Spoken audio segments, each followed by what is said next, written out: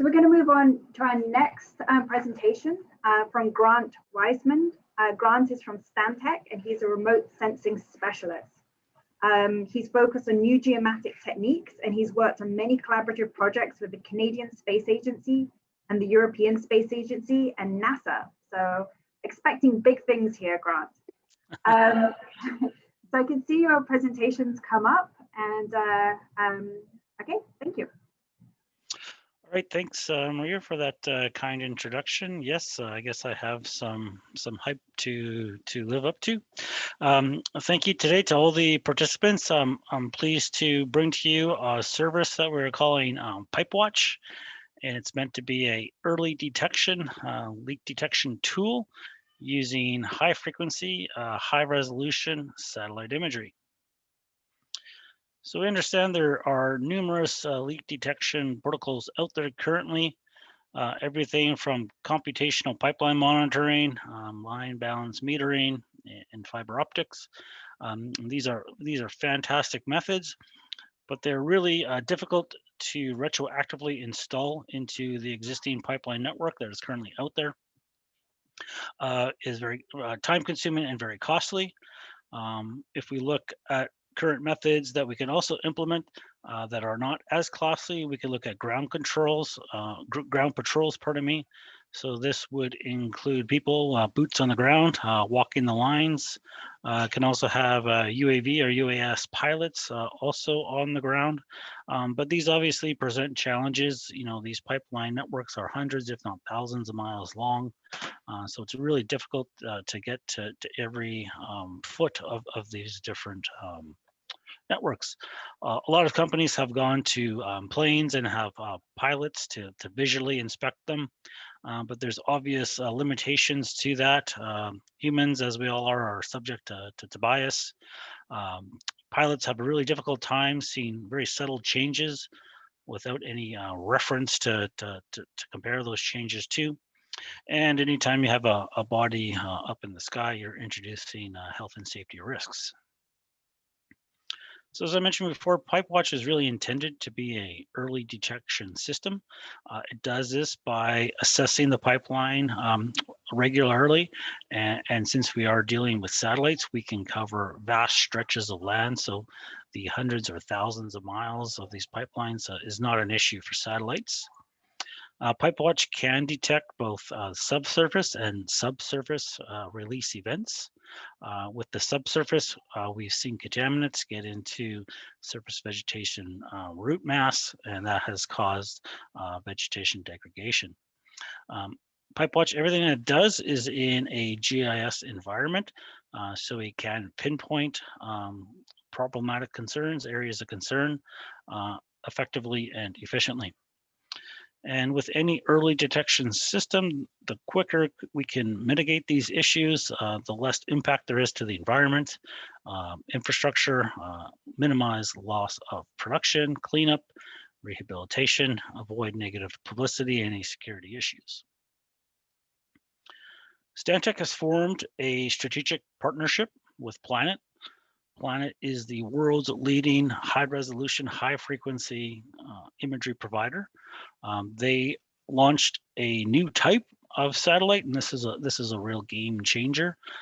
They have what they call dove satellites. So these dove satellites are very small, literally the size of a loaf of bread. You can hold them in your hand. So they are very small, very inexpensive to build.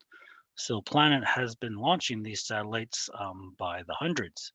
This is a real change in the approach to collecting Earth observation data. Typical satellites like launched by NASA and the European Space Agency, they're very large, size of a truck or an SUV.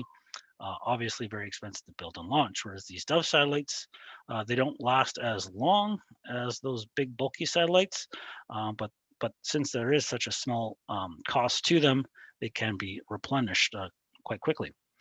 So working as a team, these small dove satellites can cover every corner of the Earth's surface each and every single day. And to demonstrate that, I have a little video here, which I hope is going to play. So as the Earth is rotating on its axis, we could see the Dove satellites traveling from the North Pole down to the South Pole. They are collecting a small portion of the Earth's surface. They are in a sun synchronous orbit, so they're always collecting during daylight. And working as a team, they're able to cover the entire Earth's surface each and every day. A major difference between these Dove satellites and traditional high resolution satellites, the high resolution satellites will only collect imagery when they have a paying customer. But these Dove satellites, they're collecting data 24/7, and everything that they collect is being archived. So we have the luxury of going back in time for any point on Earth and acquiring this satellite data. So how does PipeWATCH work? Well, as we progress through time, each day we can download an image. The imagery is being collected in RGB, or the optical channels. This is what you and I see. And there's also the near infrared channel. And this is what Oscar was talking about. Very critical when identifying vegetation health. So we download that imagery, we do our pre-processing all automatically. We calculate a series of vegetation indices or vegetation measurements. Then we wait for the next day, do the whole process over again, download the imagery, do our pre-processing, calculate our vegetation indices, and we perform a change detection analysis. And this is really meant to flag any areas of concern. So if we're seeing any sudden drops in vegetation health specifically on a pipeline right away, there's a good chance that that vegetation degradation is from an oil release event. So our analysts will go in and physically inspect these flagged areas. Could be one a day or a dozen a day, really depends on the type of terrain that we're working in. And we'll be able to confirm to that pipeline operating company if indeed, in fact, there is an oil spill or not. So here's an example of some of the work. This was some work we did for a South American company. So we have our two images on the left, date A and date B. And really what these are expressing is the amount of vegetation health that's on the Earth's surface. So anything in green is healthy vegetation. Anything in red is unhealthy vegetation. So each day, as we're comparing date A to date B to date C, if we perform that change detection analysis and we see any sudden drops on this pipeline right away, there's a chance that that could be from an oil release event. So that change detection image on the right, any areas in blue, that's vegetation that remains the same. Any area in red, that's our vegetation signature change. So in this case, we identified an area that had a negative 44% change. And as it turned out, this was about 100 cubic meters, 100 cubic meters of oil well effluent that was released. That release was not picked up by the company's pressure sensors, and PipeWATCH was actually able to detect that release 5 days prior to the company's knowledge. As you can imagine, if you can catch a release event 5 days earlier, the amount of savings in cost and loss of production and shutdown that can be saved. Here's another example of another leak detection catch. Again, we're looking at date A to date B. A little bit difficult to see what's going on there, but as soon as we perform the change detection analysis, those areas of vegetation degradation literally jump off the page, and this area would be flagged. This was a study we did in Canada. This is a unique situation because it was about 20 cubic meters of emulsion, so very liquid-like substance. So we could see where the leak occurred and where the contaminants were actually transported in the drainage system of the rural municipality. So you can see how sensitive these vegetation indices are when we are detecting vegetation change detection. So as I mentioned before, we can also detect subsurface releases. So here we have a cross-sectional view of a typical pipeline in North America. On the left, we have the transported liquid in blue, the pipeline in red.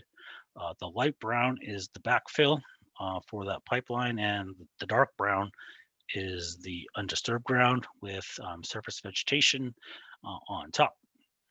If there were to be a small pinhole sized leak that would go undetected by pressure sensors, this would allow for a very slow release of liquid underground. That liquid over time would build up and it would travel up through the less porous backfill, eventually reaching the surface vegetation. And as that contaminant enters into the root mass of surface vegetation, that vegetation would become stressed. So it could take place over a week. It could take place over a month. The nice thing that we do with PipeWATCH is we have built-in look-back systems. So not only are we comparing from day to day to day, we can also do a comparison from week to week or month to month. And that's where we would see these slow, subtle changes in our vegetation change detection analysis. So here's an example, an ortho photo on the left, and the change detection analysis. Over time, we see that we picked out a release event, subterranean release event with a 23% signature change. As we all know, global fuel theft is a problem in developing countries around the world. We all heard about the loss of life explosion in Mexico. 135 people were dead.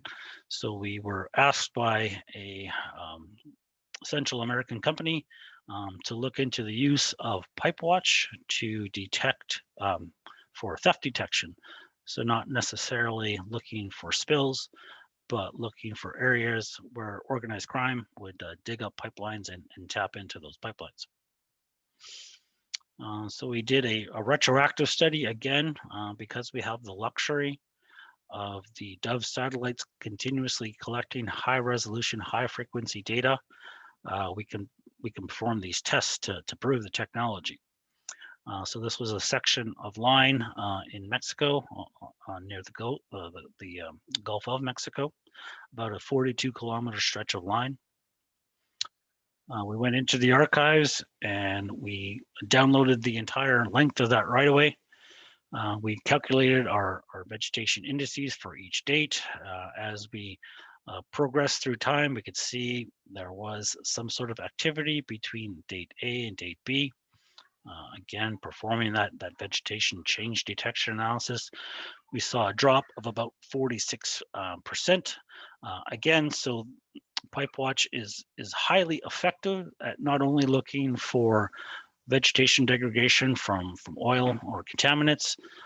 Anytime the surface of the landscape is altered in any way, it will be picked up. And we actually successfully found this theft location. This is especially a difficult problem in developing countries where they don't have the sophistication to identify where there are leaks along their pipeline right-of-ways. So this was an especially effective tool in this instance. As far as reporting on PipeWATCH, there are a whole series of platforms that we can deliver this data. When you are a PipeWATCH customer, you not only get the raw data, but you also get the vegetation indice data, and we can clip that to the locations of actual spill sites, and we can tie this into any sort of a GIS environment and tie in or join any sort of attribute type information for that pipeline directly into our application. But we're not limited to that specifically. We can use third-party vendors such as Google Earth 3D or ArcGIS Online. We can set our clients up with those client accounts. They are secured, safe, and they are updated in real time. So shifting gears a little bit here, I'd like to talk about some of the exciting innovation coming in the world of remote sensing. I talked about how these Dove satellites were really a game changer in the world of satellites. Not only is remote sensing a science of where, but it really became a science of when. So Airbus out of France, they're launching a new constellation called Pleiades Neo. This satellite imagery will have a 30 centimeter resolution. It's going to be collecting 6 bands. So we moved from RGB and near infrared, but they've also added a coastal channel, which is good at detecting submerged vegetation. It can penetrate the water column better than the blue channel, and the red edge image channel that Oscar briefly talked about. Pleiades Neo will be able to collect 2 million square kilometers of imagery a day. So it does not cover the entire globe. However, if our clients want, they can actually request data for their area of interest to be collected on a daily basis. So you can imagine the applications this will have: 30 centimeter resolution for your area of interest every single day. So we're really entering into a sort of a brave new world with the amount of data volume that's coming from these satellites. So it's really an exciting time. So just wanted to recap some of the benefits to PipeWATCH. Daily monitoring throughout the growing season up here in Canada. We have difficulties with snow.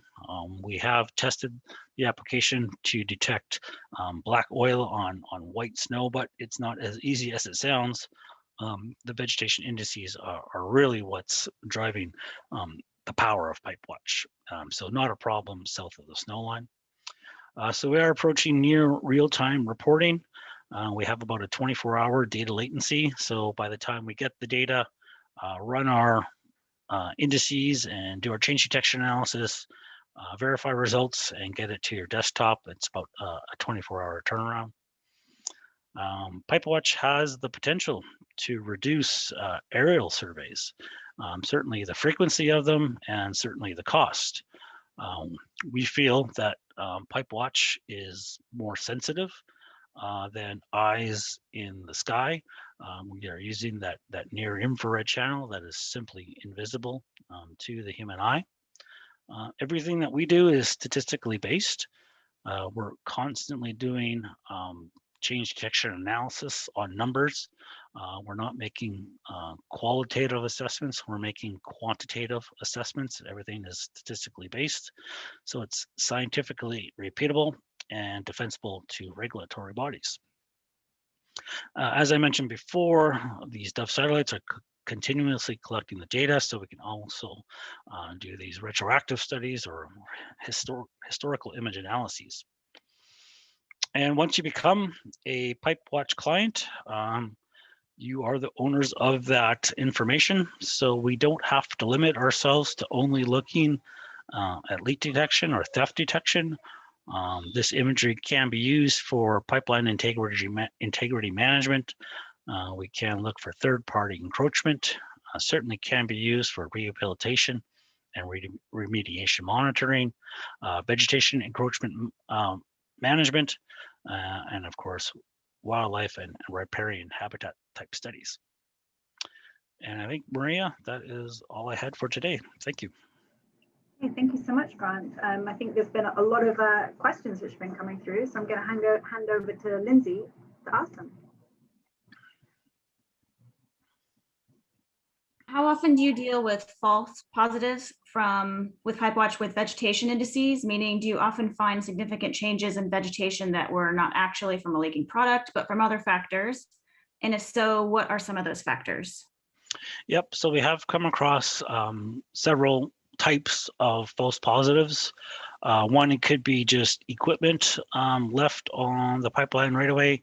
Could be tractors, trucks, that are owned by that pipeline operating company.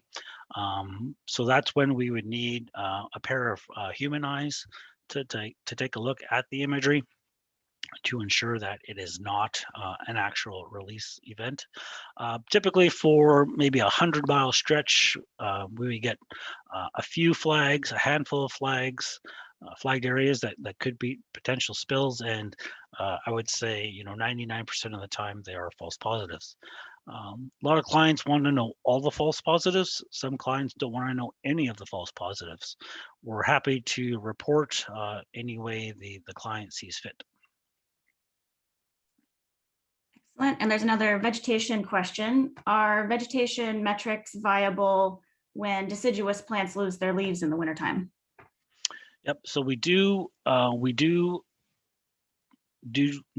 studies when deciduous trees do lose their leaves. You have to keep in mind though, we're not comparing a fall image to a spring image or a fall image to a summer image. We do have to sort of shift our expectation or our thresholds when we enter into fall. Those changes are likely to be more subtle, but we are able to detect those types of in those types of scenarios when we're comparing, one day to the next in the fall time. So we definitely have to be cognizant of the ecoclimate that we're in and how that changes seasonally over time.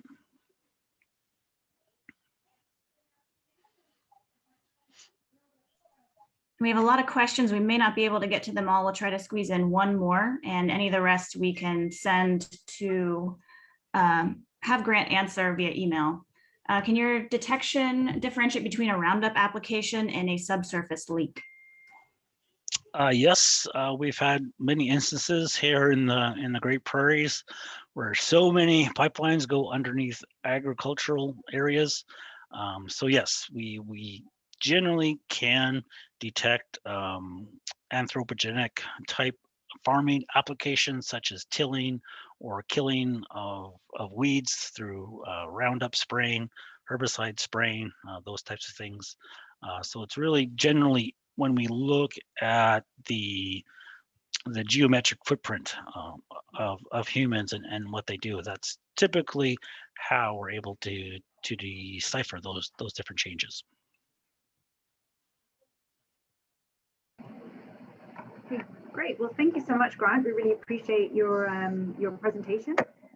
It generated a lot of excitement, a lot of interest, and a lot of questions. And so we hope that you can answer the additional questions which have been asked.